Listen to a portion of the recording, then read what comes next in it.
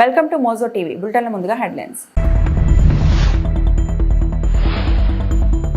TGSRTC ఎండీగా ఆఖరి రోజు RTC బస్సులో ప్రయాణించిన వీసీ సజ్జనార్.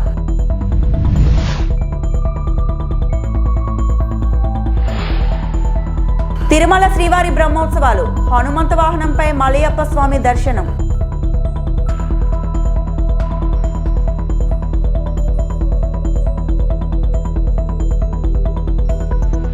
టీజీఎస్ఆర్టీసీ ఎండీగా తన చివరి రోజున వీసీ సజ్జనార్ ప్రజా రవాణాపై తన అనుబంధాన్ని వ్యక్తం చేశారు.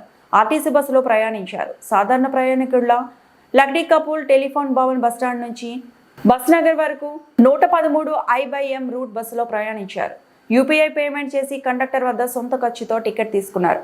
ఈ సందర్భంగా ప్రయాణికులతో ముచ్చటించారు వీసీ సజ్జనార్. హైదరాబాద్ పోలీస్ కమిషనర్గా బదిలీపై వెళ్తున్న సంగతి తెలిసిందే.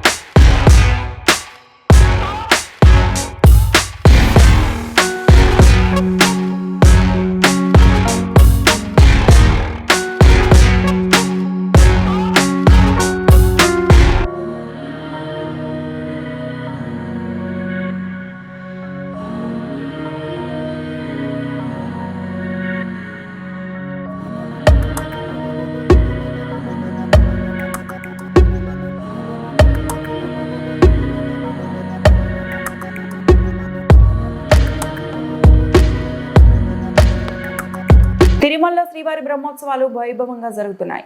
సోమవారం రామవతారం అలంకరణలో హనుమంత వాహనాన్ని అధిరోహించిన మల్లయ్యప్ప స్వామి వారు తిరుమాడ వీధుల్లో ఊరేగుతూ భక్తులకు కటాక్షించారు. వాహనం ఎదుట గజరాజులు, అశ్వాలు, గోవులు సాగగా వివిధ రాష్ట్రాల నుంచి వచ్చిన కళా బృందాల నృత్యాలు భక్తులను ఆకట్టుకున్నాయి. పెద్ద సంఖ్యలో గ్యాలరీలోకి చేరుకున్న భక్తులు స్వామివారికి కర్పూర హారతులు సమర్పించారు.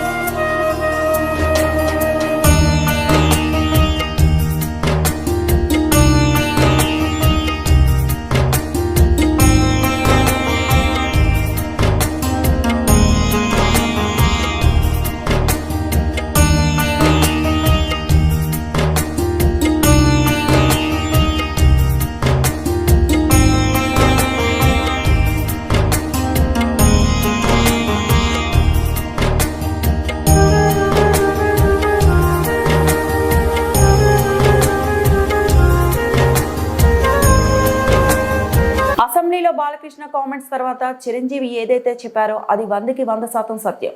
ఆ రోజు చిరంజీవితో పాటు మా ఇండస్ట్రీలో కళాకారులను ఎవరిని వైఎస్ జగన్ అవమానించలేదు. మమ్మల్ని చాలా గౌరవించారు. కోవిడ్ తర్వాత ఇండస్ట్రీ క్లిష్ట పరిస్థితిలో ఉండడంతో చిరంజీవి చొరవ తీసుకొని మమ్మల్ని తీసుకెళ్లారు. గత గవర్నమెంట్ చిరంజీవిని అవమానించారు అని తప్పుడు ప్రచారం చేశారు అని ఆర్ నారాయణ మూర్తి సీనియర్ దర్శకులు పేర్కొన్నారు. ఫస్ట్ ఆఫ్ ఆల్ మన ఆంధ్రప్రదేశ్ ప్రభుత్వ అసెంబ్లీలో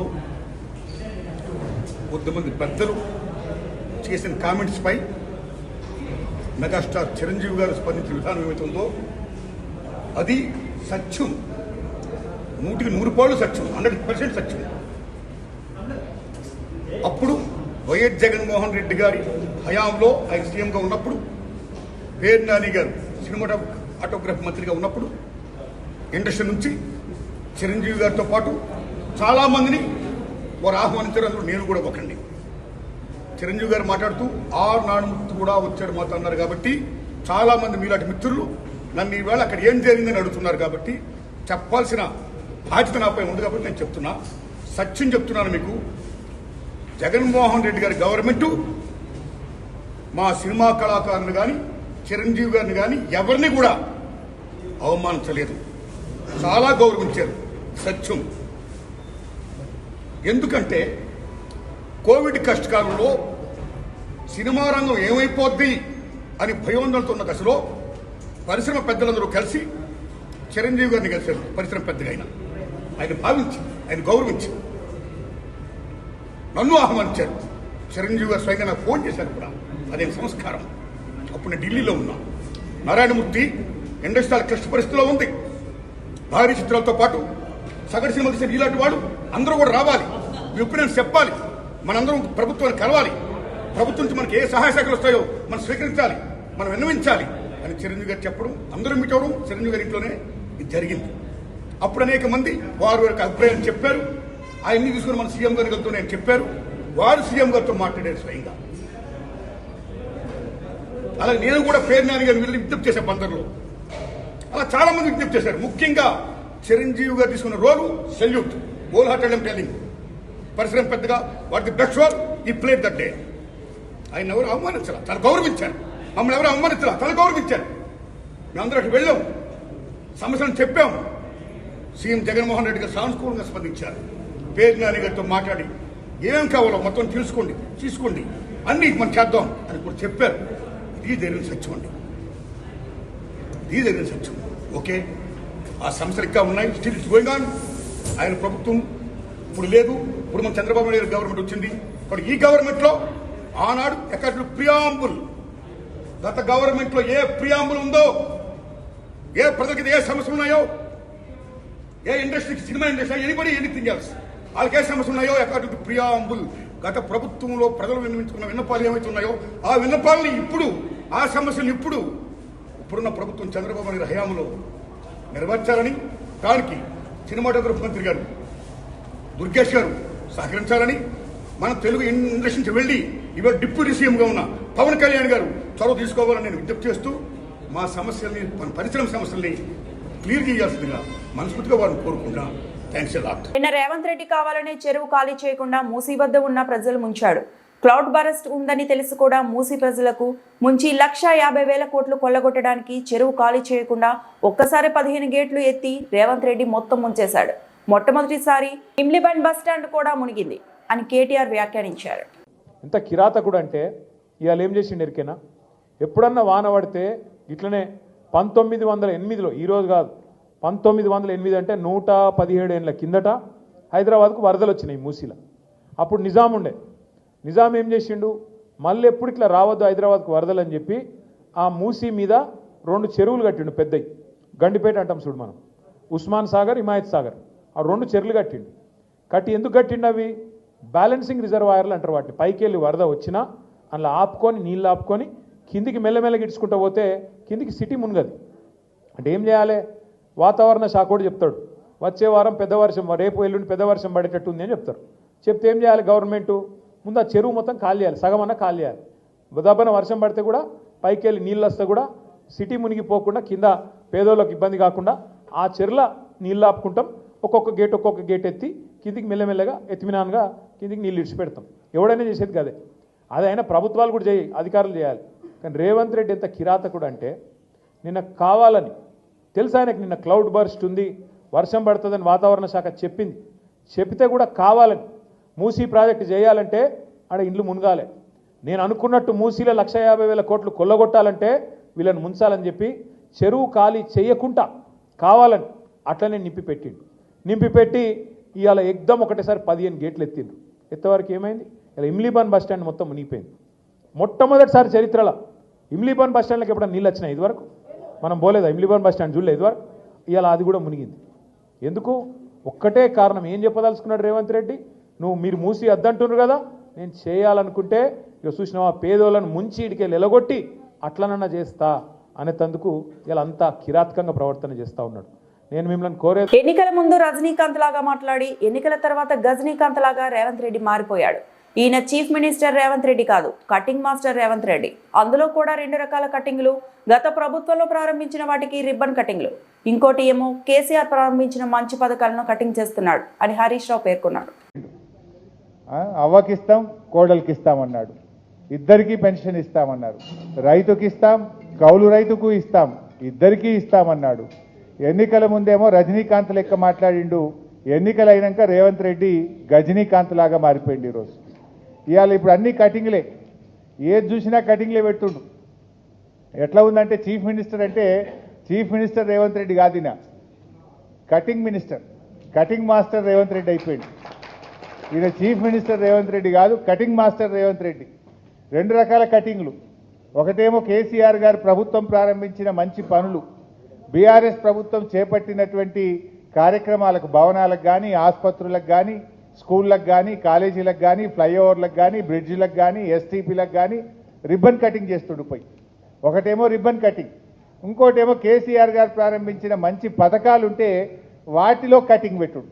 like Kalyana Lakshmi cutting, KCR kit cutting, nutrition kit cutting, CM breakfast స్కీమ్కు కటింగు, ఫీజు రియంబర్స్మెంట్కు కటింగు, బతుకమ్మ చీరలకు కటింగు, దళిత బంధు కటింగు, అన్ని కటింగులు పెట్టుడు. అయితే రిబ్బన్ కటింగు లేకపోతే సంక్షేమ పథకాలకు కటింగు. ఇంతకు మించి రేవంత్ రెడ్డి చేసిన ఏముంది? సంగారెడ్డి జిల్లా కొండాపూర్ మండలం సైదాపూర్ గ్రామ శివార్లో భారీ వరద ఉద్రిక్తతకు రహదారి కొట్టుకుపోయింది. సదాశివపేట, టేకులపల్లి, అనంతసాగర్, మెమిన్పేట వైపు రాకపోకలు నిలిచాయి. విషయం తెలుసుకున్న సంగారెడ్డి ఎమ్మెల్యే చింతా ప్రభాకర్ సైదాపూర్ శివార్లో రహదారి స్థానిక నాయకులతో కలిసి ప్రస్తుత పరిస్థితిని పరిశీలించారు. యుద్ధ ప్రాతిపదికన కొట్టుకుపోయిన రోడ్డు మరమ్మతులు చేయాలి. కొండాపూర్ ఎంఆర్ఓ అశోక్ కు ఎమ్మెల్యే చింతా ప్రభాకర్ ఆదేశించారు. సైదాపూర్ పరిసర ప్రాంతాల ప్రజలు అప్రమత్తంగా ఉండాలని ఎమ్మెల్యే చింతా ప్రభాకర్ కోరారు. వాతావరణ శాఖ తీవ్ర వర్షాలు ఉంటాయని హెచ్చరించిన ప్రభుత్వం అప్రమత్తంగా లేదు. ప్రభుత్వం ముందు చూపుతో వ్యవహరించాలని తెలిపారు. నిర్లక్ష్యం చేయకుండా సైదాపూర్ గ్రామ శివార్లో కొట్టుకుపోయిన రోడ్లను, ప్రజలను ఇబ్బందులు లేకుండా వెంటనే రోడ్డు పనులు ప్రారంభించాలి. 40 ఎకరాల్లో పంట నష్టం. ఎమ్మెల్యేను కలిసిన రైతులు సైదాపూర్ గ్రామ శివార్లో రోడ్డు కొట్టుకుపోవడంతో చుట్టుపక్కల ఉన్న 40 ఎకరాలు వరి, పత్తి పంటలు నష్టపోయాయని ఎమ్మెల్యే దృష్టికి తీసుకొచ్చారు. భారీ వర్షాలతో 40 ఎకరాల్లో పంట నష్టపోయిన రైతులను ప్రభుత్వం ఆదుకోవాలని ఎమ్మెల్యే చింతా ప్రభాకర్ డిమాండ్ చేశారు.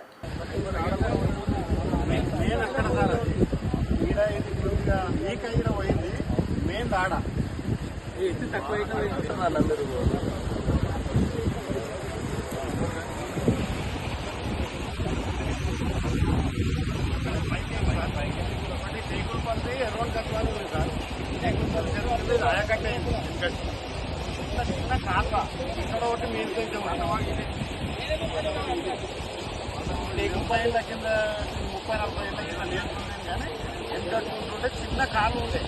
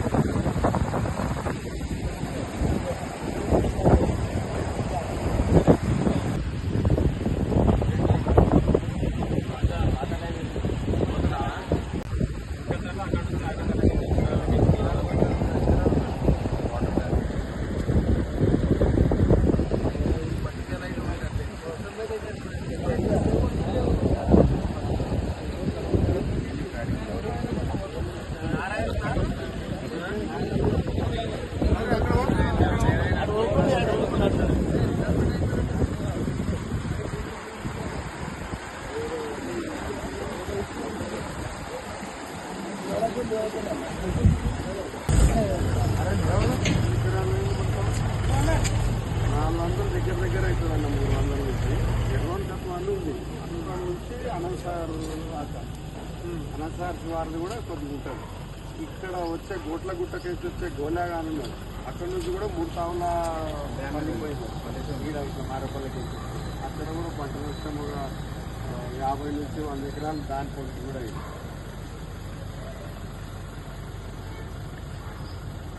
తొమ్మిదో 3-4 శ్రీ వనదుర్గ భవానీ దేవస్థానంకు రాకపోకలు బంద్ అయ్యాయి. కొల్పారం 7 పాయలకు వచ్చే రహదారి అలాగే ఎల్లాపూర్ బ్రిడ్జిపై నీటి ప్రవాహం ఎక్కువగా ఉండడంతో పోలీస్ బందోబస్తు ఏర్పాటు చేశారు. వనదుర్గ ప్రాజెక్టు వైపు వెళ్లకుండా బారికేడ్లు ఏర్పాటు చేశారు.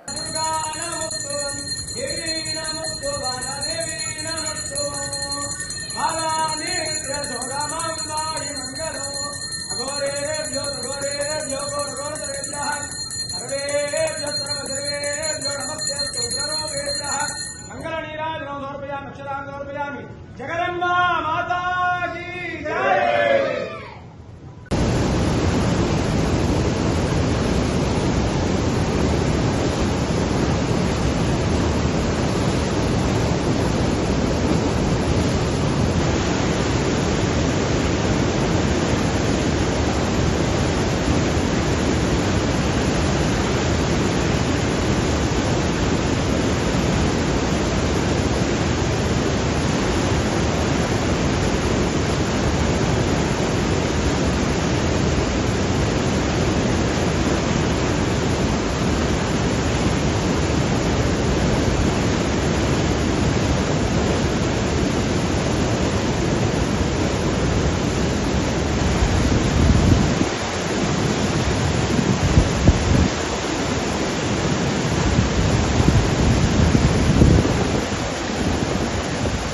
ఈ వార్తలు ఇంతటితో సమాప్తం.